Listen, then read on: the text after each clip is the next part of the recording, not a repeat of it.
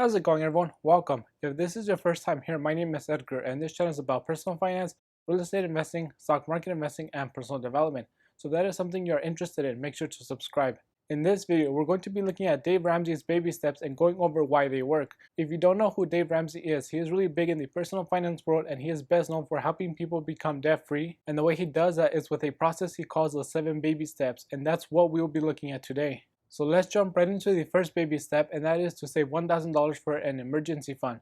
The reality is that unexpected things will happen and you need to be prepared to handle whatever comes up, and that can be something simple like your car breaking down, or it can be a major life event like getting laid off from the job you've been at for 20 years or a family member passing away. Now obviously $1,000 is not going to catch every single emergency, especially not the big ones, but it will cover all the small emergencies that are more likely to happen on a day-to-day. But also, this $1,000 is just the beginning of your emergency fund, and later on you will grow it. Now, something important that Dave Ramsey talks about is what is an emergency and what is not an emergency. There are some things that are obviously not emergencies, like going on vacation, but there are other things that people label as emergencies even though they are not actually emergencies. For example, your car will need an oil change, new tires, and brakes, so things like that are not emergencies because that is something you should expect and budget for. However, the problem is many people don't budget for things like this, so when they come up, they feel like emergencies, and because they didn't budget for them, these expenses get put on the credit card, and that just adds to the problem. So now that you know why you need an emergency fund, it's time to put yours together. And if you already have $1,000, then all you have to do is separate that money from the rest of your money, and your baby step number 1 is complete. However, if you don't have $1,000 sitting around that you can use only for emergencies, then you need to save everywhere you can until you can save that $1,000. And once you have your emergency fund, then you need to keep it somewhere you won't be tempted to spend it, because if you keep it in your sock drawer, then the chances you quote-unquote borrow from it are greater. You also don't want to keep this money in your checking account because this money is only for emergencies, and when it is mixed with the money that you use on a daily basis, you will use your emergency fund on other things.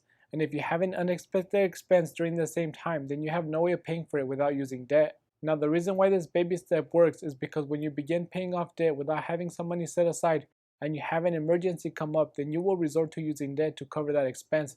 So it's like you work so hard to pay off that debt only to end up right back where you started.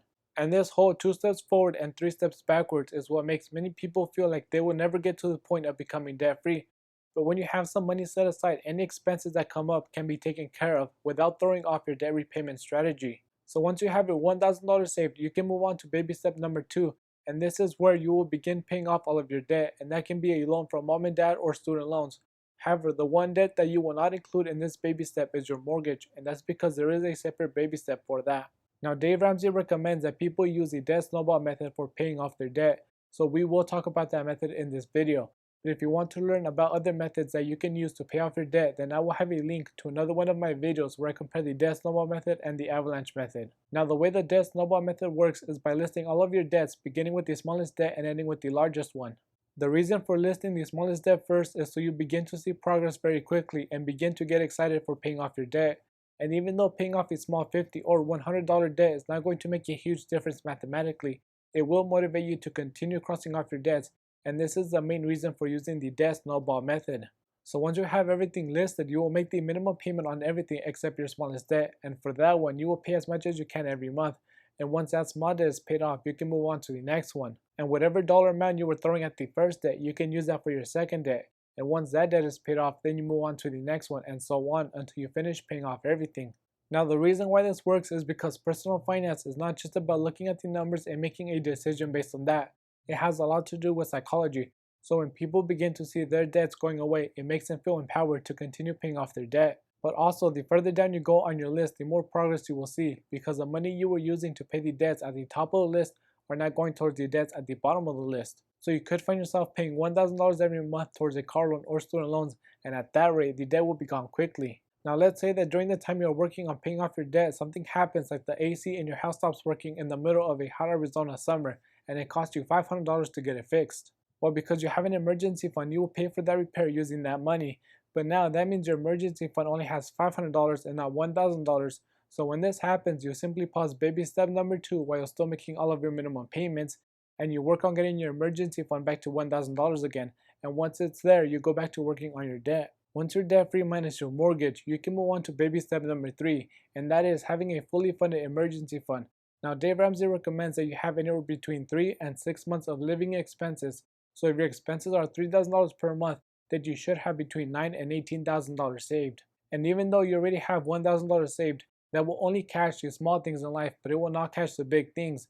So if you get laid off or you cannot work for whatever reason, you want to have some savings that will help you survive for a few months without having to go back into debt. Now, whether you go with 3 months or 6 months depends on you. If you've been at your job for a long time and you feel there's little chance of that job going anywhere, then you can go with 3 months. Or if you have multiple sources of income, then you can also go with 3 months. But if you work based off commission, then there's a higher chance you can go a longer time without a paycheck.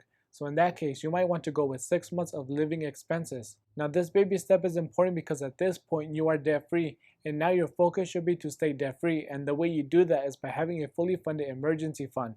Now we are on baby step number 4, and this is where you will begin to invest for retirement. Now Dave Ramsey recommends you invest 15% of your income, and if you're someone who has not started the baby steps, then this might seem like an impossible amount to invest. But remember that at this point you are completely debt free minus your mortgage, and you should have between 3 and 6 months of living expenses, so investing 15% of your income should not be impossible. Now when you are calculating the 15%, you should not include any matches you get from your employer. It should be 15% of your gross income that is being invested, and if you do receive employer match, you can consider that a bonus. Now some people want to invest less for retirement so they can pay off their house fast, but the problem with doing that is you will have a paid off house, but you won't have any money to cover everyday expenses. So now you have to take out a mortgage on the house you worked so hard to pay off, and that's not a good plan. So for that reason, you should be investing for retirement first and then focus on paying off your house. Then Dave Ramsey recommends you invest 15%. But if you're someone who has a high paying job and you're able to keep your expenses low, then you should be investing as much as you can, because the more you invest now, the longer that money has to grow and compound, and that means you will have more money in retirement. Now we can move on to baby step number 5, and that is setting up a college fund for your kids. It is estimated that about 86% of families have saved very little or nothing at all for college. So why is that? Well, the reason is because you cannot save for college when you are in debt, when you don't have an emergency fund, and when your overall finances are a mess. Now the reason why saving for college is baby step number 5 is because if you start saving for college before you become debt free or set up your emergency fund, then you will raid the college fund to pay bills, or if you get laid off from work, or if you have an emergency. So by the time you get to baby step number 5, you will have a strong foundation and saving for college will be much easier. Now if you don't have any kids, or if you have kids but they are past college, then you simply skip this step, and the money you would have used for saving for college can go into a retirement account, or you can use it for the next baby step. Now baby step number 6 is paying off your mortgage and becoming completely debt free. Now I've talked about paying off your house in past videos, and on one hand paying off your mortgage does not make sense, but on the other hand there is a good reason why you would want to pay off your house. From a mathematical point of view, it does not make sense to pay off your house when the interest rate on that loan is 3 or 4%, because there are many investments out there that will easily give you higher returns. For example, if you invested in some stocks and you achieved a 9% return, then 4% will cover the interest you are paying on your mortgage, and the other 5% is money in your pocket. However, the benefit of paying off your house early is that you have peace of mind that if something were to change in your life, then you will not find yourself in a situation where you cannot make the house payments and it goes into foreclosure. Whether you decide to pay off your mortgage early or not really depends on where your financial goals are. If you want to build as much wealth as possible, then you're better off keeping your mortgage and instead investing as much as you can. But if your goal is to become debt free and enjoy life without ever having to worry about making debt payments, then you should pay off your house early. And now we made it to baby step number 7, and this is when all of your hard work will really begin to pay off, because now you don't have any credit card debt, you don't have any student loans, and you may not even have a mortgage, but you do have several thousand saved in your emergency fund, and you have retirement savings. And for a majority of people, that is their ultimate financial goal. But once you're here, now what? Well, this is when you will begin to enjoy your money, continue investing, and give to charity.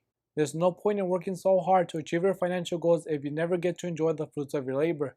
So now would be a great time to travel through Europe like you've always wanted to, or go buy that car you dreamed of having since you were a kid. However, that does not mean you stop doing the things that helped you get to this point. So you must continue investing and building wealth so that one day you can pass that wealth on to your kids or grandkids, and so you can donate to your church or your favorite charity.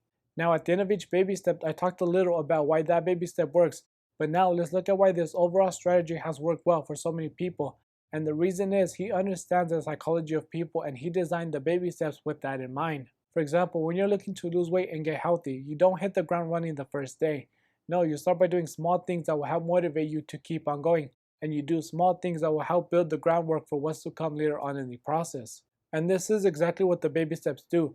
For example, baby step number 1, which is saving $1,000 for an emergency fund, is building the groundwork for the next baby step.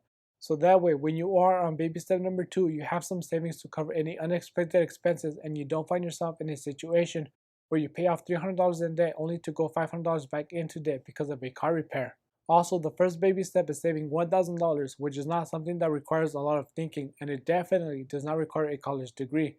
So for that reason, anyone can do it. And this is true with all the baby steps because they're all simple to understand and it's very clear what you should do at each step, and for that reason, anyone can follow these baby steps and achieve financial freedom. So with that being said, those are the reasons why Dave Ramsey's baby steps have worked so well for many people.